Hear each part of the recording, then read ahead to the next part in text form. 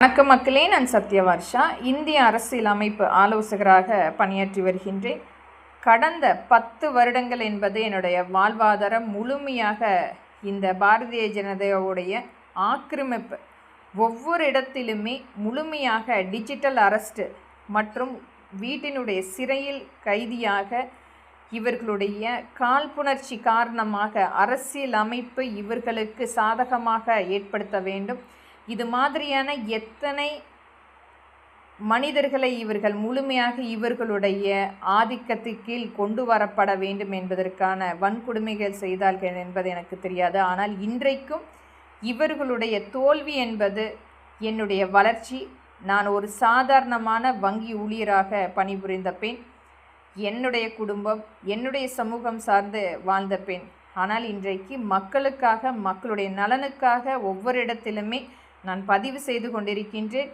ஒரு கட்சியை ஆரம்பிப்பதற்குரிய அத்தியாயமாக அதற்குரிய செயல்பாடுகளும் நாம் வலியுறுத்தி கொண்டிருக்கின்றோம். எனக்கென்று வாழ்ந்த இந்த சூழ்நிலை மாறி மக்களுக்கான சூழ்நிலையாக இன்றைக்கு என்னுடைய வெற்றி பயணம் என்பது அடுத்த கட்டத்துக்கு நகர்ந்து கொண்டிருக்கின்றேன். பாரதிய ஜனதா என்பது என்னுடைய முன்னால் கண்டிப்பாக மண்டியிட்டு மடிந்து போவதற்குரிய சமமாக ஒவ்வொரு இடத்திலுமே இவர்களுடைய தோல்வி என்பது என்னை ஒரு கடினமான பயணத்துக்கு ஏற்படுத்தினாலும் அதை மீறி ஒவ்வொரு இடத்திலுமே என்னுடைய பதிவுகள் மக்களிடத்தில் கொண்டு போய் சேர்த்து கொண்டிருக்கின்றேன். என்னை மாதிரி எத்தனை பேரை இன்றைக்கு முழுமையாக அடிமையாக இந்த பாசிசம் அரசியல் ஒரு மிகப்பெரிய வன்கொடுமை செய்து கொண்டிருக்கிறது. இதற்கு துணையாக அனைத்திந்திய அண்ணா திராவிட முன்னேற்ற கழகம் களமிறங்கி கொண்டிருக்கின்றது.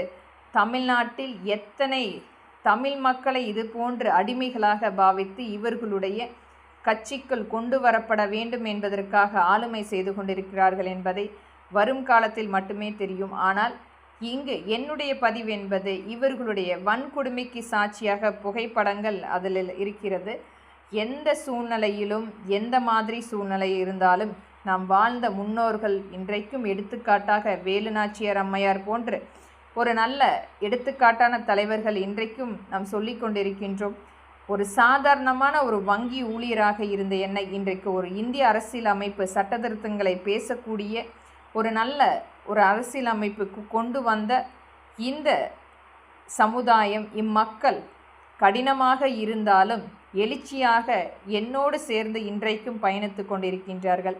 கடுமை என்பது கண்டிப்பாக கடுமைதான். ஆனால் அதை மீண்டு வந்து அடுத்த கட்டத்துக்கு நகர்ந்து செல்ல வேண்டும் என்பதற்கான ஒரு சாட்சியாக நான் இன்றைக்கு ஒரு படியை ஏறி அடுத்த கட்டத்துக்கு நகர்ந்து கொண்டிருக்கின்றேன்.